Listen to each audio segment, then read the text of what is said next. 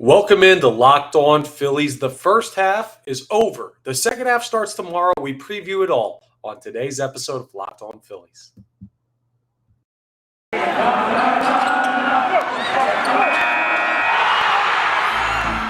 You are Locked On Phillies, your daily Philadelphia Phillies podcast. Part of the Locked On Podcast Network, your team every day.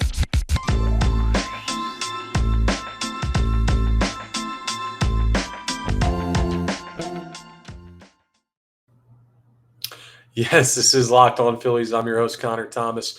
I want to thank you for joining us today. I've been talking Phillies baseball for years over on 97.5 The Fanatic on the radio, and I'm happy to be with you here as your host of Locked On Phillies. I want to thank you for making us your first listen every day here at Locked On Phillies.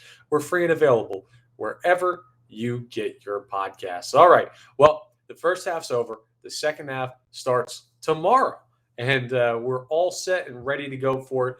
We're going to preview everything going on with the second half, though, in today's episode. And then tomorrow will be the full preview of the Chicago Cubs series. Well, really, game one, because I'm going to take a look a little bit at the Chicago Cubs series today. But first, what we're going to start with is the Phillies to keep an eye on in the second half, because there are a couple guys on this team that I think are going to be huge performers. And basically what I'm going to do here is I'm going to break down the list of who I think are going to be overachievers in the second half of the season. And the place I'm going to start, well, it's not exactly who you would expect me to start with. Yeah, I'm actually going to start with the player I think that's going to most overachieve in the second half, and that is the one, the only Nick Castellanos. Now, hold your surprise gasps for a little bit while I explain this. Nick Castellanos is only batting .251. And we're talking, when I say overachieving, based on what we expect from them at this point. Nick Castellanos is not a .251 hitter. He is not an 8 home runs in the first half, 16 home runs in the year type of hitter. Now, he has 46 RBIs. So he's looking to be on pace of right around 80, maybe a little bit below that when everything's all said and done. And that's based on his first half numbers. So the RBI numbers could end up being all right, but he's going to have to significantly pick up what he's doing home run-wise, power numbers, and average. Here's why I think he'll do it. He's hitting well below his watermark right now. And baseball is a game where averages mean everything. You know it, batting average, on base percentage, OBP, and everything like that, everything plus slugging. It's all factoring in, because in a 162-game season, the good players even out to be good.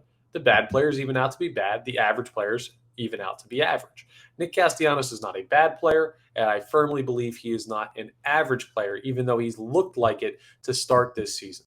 He had a pretty good finish to the first half, was really hot in about the past 2 weeks worth of games, and I think it's the start of a breakthrough for Mr. Castellanos. Now, the power numbers still need to come along, but the average has been picking up, and I think he's going to have a really, really big second half, because his at-bats have looked significantly better over the past couple weeks of games. He's got time to collect himself over the All-Star break, get away from it a little bit. I think a lot of what's going on with Nick Castellanos is mental, and he mentioned about 3 weeks ago that he hasn't really felt comfortable at all since coming to Philadelphia. Not that he hasn't felt comfortable in the locker room or with the fan base or in the city. He means at the plate. He hasn't really gotten his approach down, the one that helped him be the starting right fielder for the National League in the All-Star game last year. And I think this time away, this short little break in the middle of the season, is going to get him right where he needs to be. Now, I'm not saying I think Nick Castellanos is going to be the best player on the Phillies in the second half. I don't. But I think he's going to most outperform what he did in the first half, and that's why he's where I'm starting as far as most over expectations. Coming up next is another guy who struggled at points in the first half and also had hot points in the first half of the season. I'm going to go with Rhys Hoskins as another guy who I think is really going to overachieve in the second half. Before he got hurt last year and ended his season with that injury that required surgery, Rhys Hoskins was on an incredible tear in August. He was one of the hottest hitters in all of baseball, and if he stays healthy, he normally heats up near the end of the year. His rookie year when he first came up, that was end of the year, an incredibly hot pace there. Last year, we saw it again, and Rhys is only batting .244. Now, he has 19 home runs, really good power numbers for him, compared to where he's batting in the lineup. Only 44 RBIs. You'd expect those to be a little bit higher with the amount of home runs he's hit. But I think that Rhys is going to have another one of his typical hot months, either August or September, and that'll be enough to carry him to over expectations of what we're looking for from a guy who's going to hit. For now he's hitting near the top of the order, but when Gene Segura comes back, when Bryce Harper comes back, he could find himself in the 5 or 6 hole. I think that's going to be a huge benefit for Rhys Hoskins. Something about it just says he's going to have another hot back half of the season, and I'm looking forward to that from Rhys. He was a little bit cold in the past couple weeks, not the past full month. End of June, start of July was pretty solid for him. But I think he's going to hit one of those super fire stretches like he was at the beginning of June. He's going to hit that again in the second half. I think he's going to really, really outperform the expectations we have for right now. It's just kind of an average first baseman with above average power. I think he's going to outperform that. We're going to head to the mound next. I'm going to tell you about somebody who I think on the bump is going to overachieve in the second half, and that is Ranger Suarez. Now, Ranger just came back off an injury. He made a start right before the All-Star break and looked solid in it. It didn't go a full amount of work. I think he only went like 5 innings or 5 and change, maybe 4 and change. And he's got a 7-5 win-loss record with a 4.07 ERA. I would be really, really surprised if Ranger Suarez finishes with an ERA higher than what he has right now. I think the pressure early on in the season of trying to repeat what he did last year got to him. And I think we've seen a little bit of settling down. We saw a little bit before he got hurt. Then he went on the 15-day injured list, then came back. And it seems like he's starting to find himself again. If the Phillies are going to be really good in the second half with Zach Eflin questionable with everything going on with his right knee, still on the injured list there, Ranger Suarez is going to have to be a big part of it because you know what you're getting from Aaron Nola. You know what you're getting from Zach Wheeler. You have a pretty good idea of what you're getting from Kyle Gibson. And then Ranger Suarez, Zach Eflin, Bailey Falter, Christopher Sanchez, whoever's making those 4 and 5 starts in the rotation, those guys are going to have to be really good, or at least one of them is. And I think Ranger Suarez is that guy. Just something about him looks more like the 2021 Ranger Suarez over his past couple appearances, and I think he's due for a better back half. Now, I don't think it'll be a sub-2 ERA like we saw from him last year. What I do think it'll be is maybe high 2s, low 3s, and get him in a position where he's winning a couple more games for this team. One more guy that I want to take a look at because we've talked about a couple position players. We talked about a starting pitcher. I'm going to talk about someone defensively. Didi Gregorius, I think, feels the pressure on him. He's on a contract that's going to be up at the end of the year. He knows his time in Philadelphia is coming to a close because of the amount of money that he's going to command. And I do think someone else is going to throw some money at him, not getting paid now, but enough that he's going to end up on another team away from Philadelphia. And that's what we all expect. But he knows this. He's been around the block. And even though he's been solid this year compared to what we saw in 2021, I think he's still got a little bit more in the tank. More than batting .234, more than only having 1 home run, more than only having 17 RBIs, and better in the field because at 32, he's probably got one more payday sizably for him to make some of his money before he becomes one of those guys that just kind of bounces around the league till he's done. Again, I don't think Didi's going to be the best player on this team by any stretch of the imagination, but knowing Gene Segura is coming back off injury, knowing Johan Camargo is now healthy, seeing what Bryson Stott can kind of do, seeing what Alec Boehm can kind of do, well, Didi's the odd man out in the infield once guys get healthy. I think all of this leads to some sense of urgency for him, puts some pressure on him, and pressure makes diamonds, especially for a guy that's used to playing under pressure in New York with the Yankees, and of course not the easiest place to play here in Philadelphia. Didi, I think, is going to rise to the occasion and is going to be one of the surprises of the second half of the season.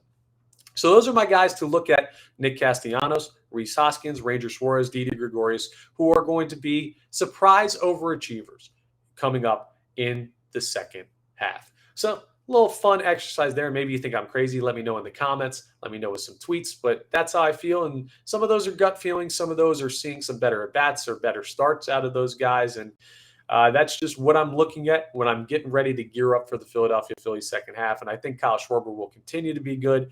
I think Zach Wheeler and Aaron Nola will continue to be good.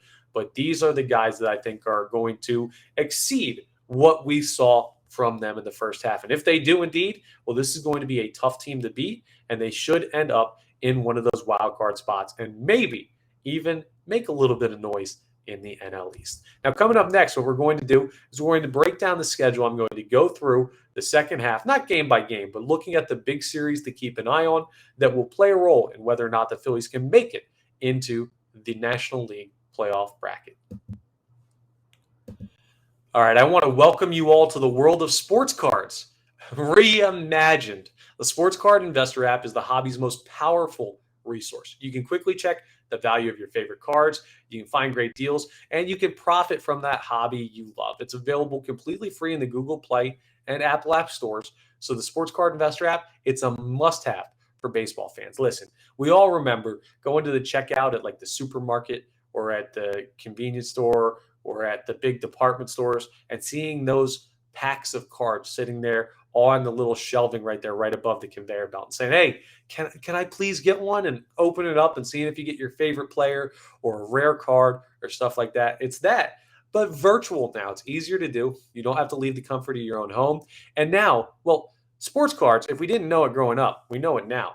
There's some money to be made in this. Maybe you just do it as a hobby and you want to collect them, or maybe you want to make a little bit of extra money, an alternative investment opportunity. Well, the Sports Card Investor app helps you track the value of cards, see what's selling for good, see what's decreasing a little bit. So maybe you can buy low and sell high. You can find some of your favorite players still and just keep those cards. But it's a great way to either collect cards for a hobby or make a little bit of extra money. There's so much fun stuff to do on there. I love using it, checking it out. I'm still looking for a Bryce Harper card somewhere in there for a good price. But man, you know how expensive those are with how talented he is. Either way, you can search down your favorite players and make a little bit of money on the side as well. So download the Sports Card Investor app today. It's available for free in the Google Play and Apple App stores, or go to sportscardinvestor.com/locked on.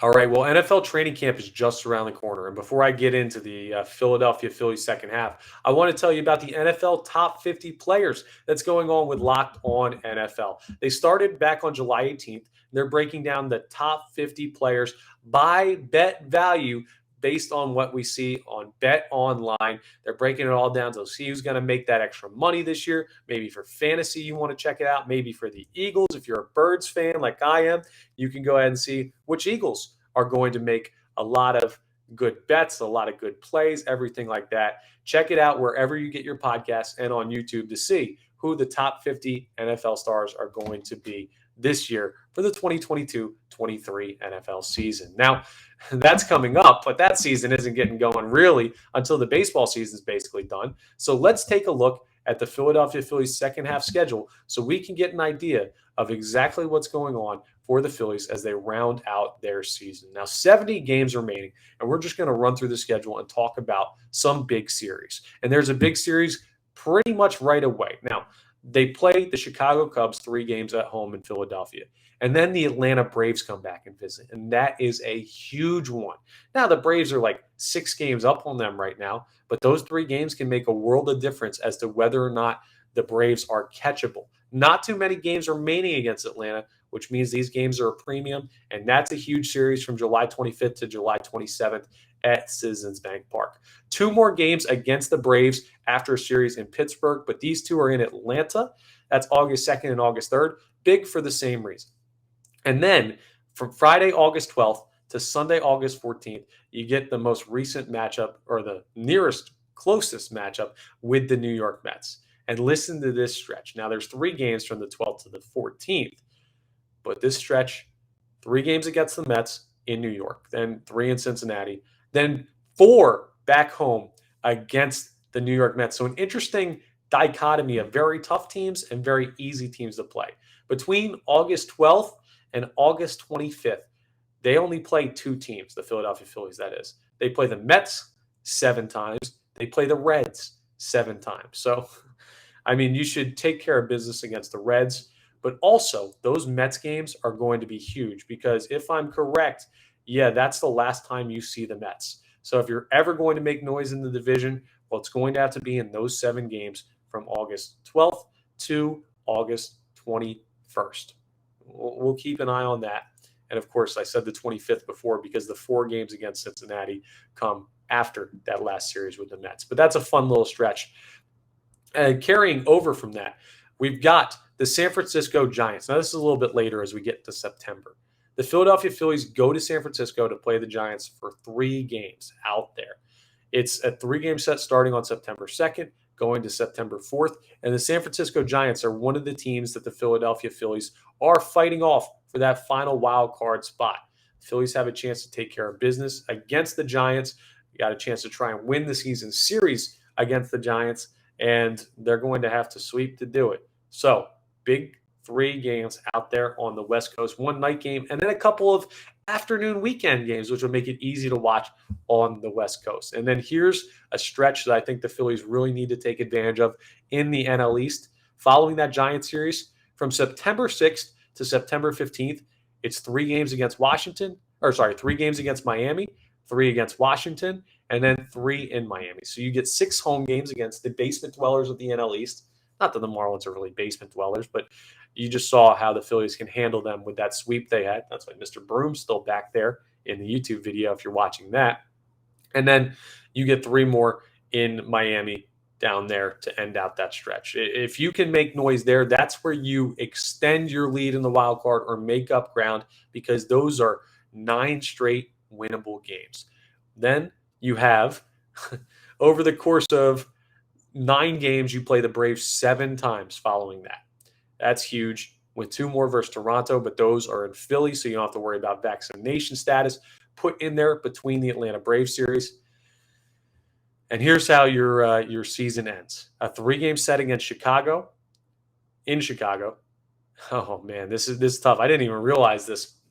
So the final 1, 2, 3, 7, 10 games of the Philadelphia Phillies season are on the road. 3 in Chicago, winnable games. 4 in Washington, all winnable games. 3 against Houston, which could be tough, but also could potentially be games where Houston rests because they've already taken advantage of their division and already locked up the division. It's possible. We'll go ahead and have to keep an eye on that. But those are the games and series to watch over the second half. Really some very easy matchups. You get 4 games against the Pirates. You play the Cubs a bunch. You play the Reds a bunch. You play the Marlins and the Nationals a bunch. It's a very easy schedule, all things considered, if the Philadelphia Phillies can take care of business, and I believe they will. That's why I have a lot of faith in them to take care of business in the wild card. I keep saying take care of business because it's not walking through anybody. Like, these teams are going to put up a fight, but by that last little stretch where there's a lot of winnable games on the road, you could be looking at teams that are already out of it, talking about the Marlins and the Nationals, and those could be lay down and die type games, which would be huge for the Philadelphia Phillies to take advantage. They could also be games where teams with nothing to play for play spoiler, though. So you got to really bring it when you get the opportunity to win divisional games and beat lesser opponents. But you heard me break it down. It's a favorable schedule for the Phillies. It's why I'm so confident they're going to be a playoff team and should make the second half a lot of fun to watch. Now, next, I'm going to just do a quick preview of this series with the Chicago Cubs as we wrap up today's episode. And then tomorrow, we'll get more in depth into Game 1, previewing everything there. But I'll talk about just the Cubs in general to get you used to knowing the opponent that the Phillies haven't played so far this year. We'll do that next as we wrap up today's Locked On Phillies. First, though, I got to tell you about Built Bar. They're awesome. I just got a shipment from them. Can't wait to open it. I haven't opened it yet because I was down the shore a little bit today. Got a little tan, some color. That's why I'm wearing this cutoff, if you can see me on YouTube, because it's hot as anything. Still a heat index over 100 in Philadelphia. But I got a nice box of Built Bar. The coconut brownie chunk Built Bars are in there. The coconut brownie chunk puffs are in there. If you're not familiar with Built Bar, well, our protein bars or the puffs are protein-infused marshmallow with 100% real chocolate that are high in protein, low in fat, low in sugar. They're made with collagen protein, which means it's easy for your body to absorb. So they're a great summer snack, a great healthy snack, and they help you keep muscle on, keep the fat off, and all the weight and everything that you would normally gain by eating something that tastes this good. And it's just a perfect treat for this time of year or any time of year. So the best part about Built Puffs is that they taste amazing and you can enjoy them guilt-free. It's the same with the Built Bars. You should have no worry with that. It's like eating a dessert, but getting protein and good nutrients out of it. So what I want you to do is go to built.com, use promo code LOCK15 and get 15% off your order. That's promo code LOCK15 for 15% off at built.com. All right, so we're going to take a look at the pitching matchups real quick, just between the Chicago Cubs and the Philadelphia Phillies. In game one, Chicago is going to throw Justin Steele. Now, if you're not familiar with him, well, the Phillies haven't ever seen him. So Justin Steele is got a 3-6 record this year with a 4.15 ERA. Not anything special, not doing anything crazy. He's one of those just another face in the crowd type guys when it comes to the Major League Baseball landscape for pitchers. He's got a 5.86 away ERA, though, an 0-2 record away. So he's not as good, not that he's great at Wrigley, but he's not as good away from Wrigley. And this series is in Philadelphia. A big advantage there. And he faces off against Kyle Gibson. Perfect. Advantage Philadelphia Phillies. Now, the Phillies will see a familiar face in game two with Marcus Stroman on the mound. And telling you what Stroman's done this year, that's been a little disappointing. A 2-5 record with a 4.69 ERA and only 54 strikeouts with a 1.15 whip. He's not what he used to be in his time with the New York Mets or with the Toronto Blue Jays. So you don't really have to worry about him coming out and dominating you. And Zach Wheeler throws this game for the Philadelphia Phillies. So all that being said, advantage Phillies. Finally, you get to see Drew Smyly in the series ender. Drew Smyly with another ERA above 4.22 for him with only 39 Ks. He's not going to strike out many people. So you're going to get the opportunity to hit around everybody you see in this series. The issue is right now, no listed starter for the Phillies. They could be working out what they're doing rotation-wise, but it also could be a bullpen game because of the injury still to Zach Eflin. So that's going to be tough, but a great setup when it comes to the pitching matchups in this series. All right, that's your quick preview. We'll break down more of it coming up tomorrow as we get into the full breakdown of the Cubs series and talk about the lineup, everything there. But that's all for today's Locked On Phillies. I want to thank you for making Locked On Phillies your first listen every day. We're free and available wherever you get your podcasts. Now I want you to make your second listen Locked On MLB Prospects. Lindsey Crosby does a great job going deep on the stars of tomorrow. He'll talk about the draft. He'll talk about prospects available at the trade deadline. So make it your second listen. Locked On MLB Prospects is available wherever you get your podcasts. That's all for me today, and we'll have our first podcast of the second half on Locked On Phillies tomorrow.